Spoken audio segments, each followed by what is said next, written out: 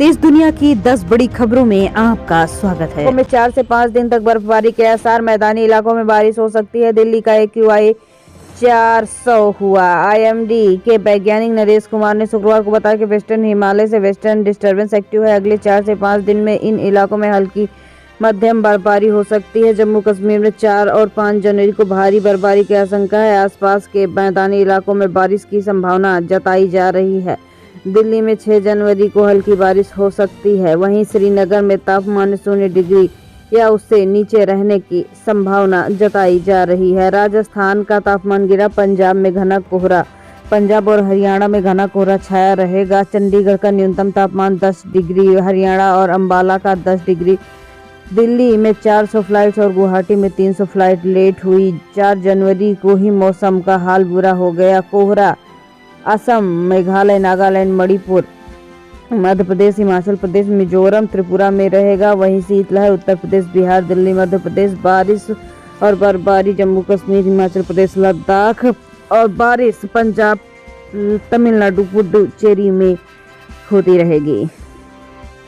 PM बोले, दिल्ली में आपदा सरकार ये कट्टर बेईमान लोग। मैं शीश महल बनवा सकता था, लेकिन गरीबों के लिए 4 करोड़ का घर बनवाया। दिल्ली में आगामी विधानसभा चुनाव को देखते हुए प्रधानमंत्री मोदी ने शुक्रवार को चुनाव प्रचार की शुरुआत की। PM ने अशोक विहार में जनता को संबोधित करते हुए आप सरकार पर निशाना साधा। केजरीवाल बोले, आपदा दिल्ली में नहीं भाजपा में आई है। न दिल्ली चुनाव के लिए CM चेहरा, न एजेंडा। मोदी ने आपको आपदा कहा। दिल्ली के पूर्व CM अरविंद केजरीवाल ने कहा कि आपदा दिल्ली में नहीं भाजपा में आई हुई है। भाजपा के पास ना तो CM फेस है और ना एजेंडा। पूर्व CM ने कहा, हमने दिल्ली में इतने काम किए हैं कि घंटों तक गिना सकते हैं। आपने 43 मिनट के भाषण में कोई काम नहीं गिना पाया। उन्होंने PM को ऐसा कहा। CM आतिशी के खिलाफ कांग्रेस के अलका लांबा को उतारा गया। कालकाजी सीट से चुनाव लड़ेंगी पार्टी। 3 लिस्ट में 48 उम्मीदवार घोषित कर चुकी है। कांग्रेस महिला मोर्चा राष्ट्रीय अध्यक्ष अलका लांबा दिल्ली की मुख्यमंत्री आतिशी के खिलाफ कालकाजी सीट से चुनाव लड़ेंगी। कांग्रेस महासचिव KC वेणुगोपाल ने शुक्रवार को उनके नाम की घोषणा की। दिल्ली विधानसभा चुनाव के लिए कांग्रेस अब तक 3 लिस्ट में 48 उम्मीदवार के नाम ऐलान कर चुकी है। नाम की घोषणा के बाद अलका ने कहा, मैं चौथा विधानसभा चुनाव लड़ने जा रही हूं। अरविंद केजरीवाल ने आतिशी को टेम्पररी CM कहकर संवैधानिक पद का अपमान किया है। उस पर बैठी महिला CM का अपमान किया है। 20 साल से ज्यादा के अपने पॉलिटिकल करियर में अलका 3 विधानसभा चुनाव लड़ी हैं। छात्र नेता रही हैं। अलका ने 2003 में BJP नेता पूर्व CM मदन लाल खुराना के खिलाफ लड़ा और उसमें हारी थी। 2014 में अलका कांग्रेस आप में शामिल हुई। 2015 में उन्होंने आप का टिकट चांदनी चौक से जीत हासिल की थी। 2019 में आप छोड़कर कांग्रेस में शामिल हुई। उन्होंने 2020 के चुनाव में चांदनी चौक में दोबारा चुनाव लड़ा, जिसमें वे तीसरे नंबर पर रही। रिपोर्टर के मुताबिक दिल्ली में फरवरी के पहले या दूसरे हफ्ता में चुनाव हो सकता है। 70 सीटों वाली दिल्ली विधानसभा का मौजूदा कार्यकाल 23 फरवरी 2025 को खत्म हो जाएगा। 2020 में हुए चुनाव में आम आदमी पार्टी ने 62 और 2015 में 67 सीटें जीती थी।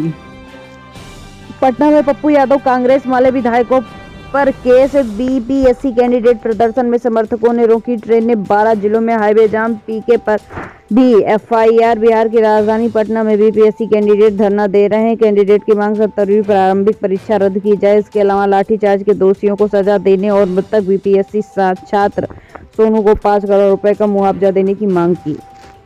खरौनी बॉर्डर पर आज किसान महापंचायत डल्लेवाल संबोधित करेंगे। हरियाणा पुलिस का हाई अलर्ट। 21 कंपनियां तैनात। धारा 163 लागू। पंजाब जाती रोड बंद। हरियाणा पंजाब की खनौरी बॉर्डर पर आज आंदोलनकारी किसानियों की महापंचायत होगी। यहां किसान नेता जगजीत डल्लेवाल 40 दिन के आमरण अनशन पर बैठे हैं। उन्होंने देश भर के किसानों से बातचीत की और खरौनी बॉर्डर पहुंचने की अपील की। नाबालिगों का सोशल मीडिया अकाउंट पेरेंट्स की सहमति से बनेगा। Digital personal data protection act के नियमों का ड्राफ्ट तैयार। केंद्र ने लोगों से सुझाव मांगे। अब 18 वर्ष से कम आयु के बच्चों के सोशल मीडिया पर अकाउंट खोलने के लिए पेरेंट की सहमति जरूरी होगी। इसके लिए केंद्र सरकार ने digital personal data protection act DPDP 2023 के तहत नियमों का डाटा तैयार कर लिया है। इस ड्राफ्ट को लोगों के लिए 3 जनवरी को जारी किया जाएगा। Ministry of electronics and information technology ने नोटिफिकेशन में कहा कि लोगों को माई गवर्नमेंट इन पर जाकर ड्राफ्ट को अपनी आपत्तियां दर्ज करा सकते हैं, सुझाव दे सकते हैं। लोगों की आपत्तियों और सुझावों पर 18 फरवरी को विचार किया जाएगा।